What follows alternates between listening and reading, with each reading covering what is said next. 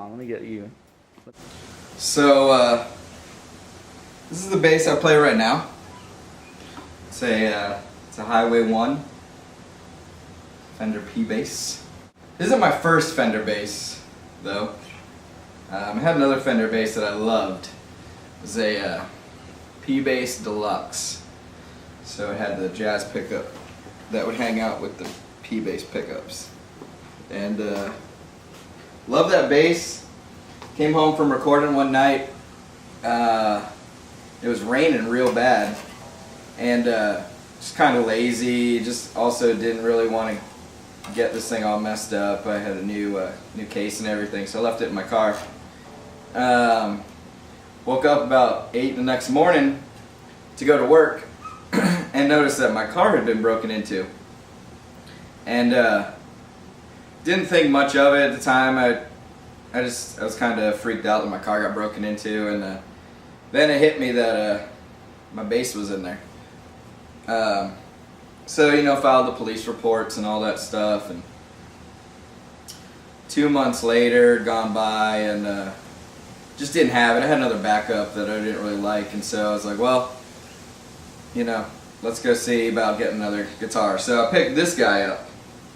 And just fell in love with it right off the bat. Just felt a lot more natural than the other one.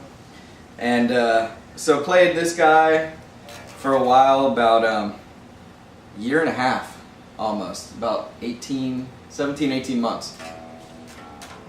So I'd given up looking for the old guy just because, I mean, I turned in serial numbers, police report, and all that stuff, and just happened to type into eBay Fender Deluxe P bass. Don't know why, but I did it.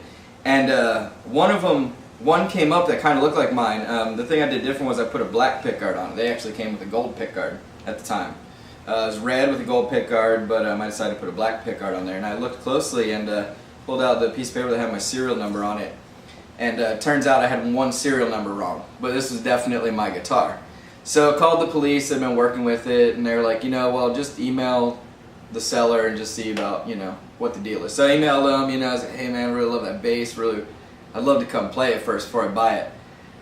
So they emailed me back, and they happen to be a pawn shop not too far from here. So contacted the authorities and figured out that, you know, I had the one serial number wrong, and so that's how it got slipped through the cracks when it sold to the pawn shop.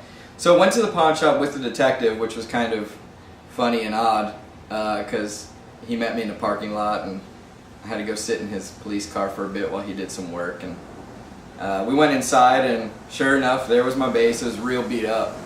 I don't think whoever had it, I don't think knew how to play it, or I don't know what they were doing with it, banging around drumsticks and stuff. I don't know.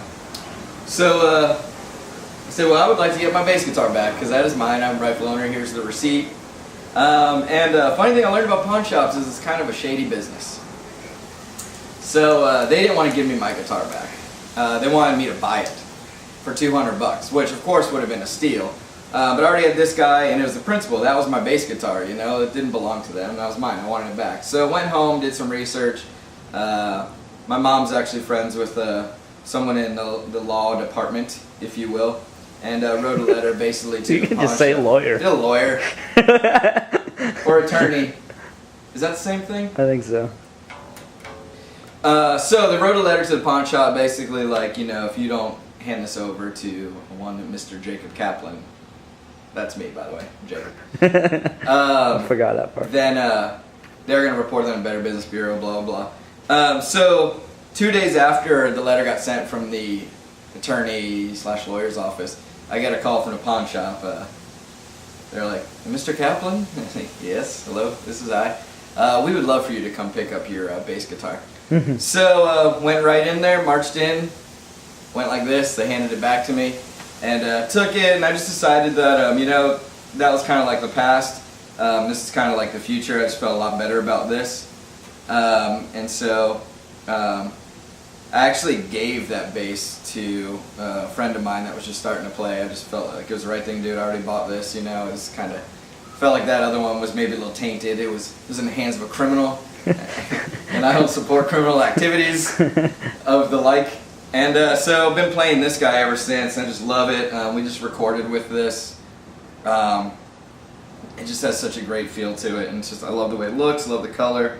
Nothing about it I would change. You know, it's doing the job, and it's doing the job well. Love it.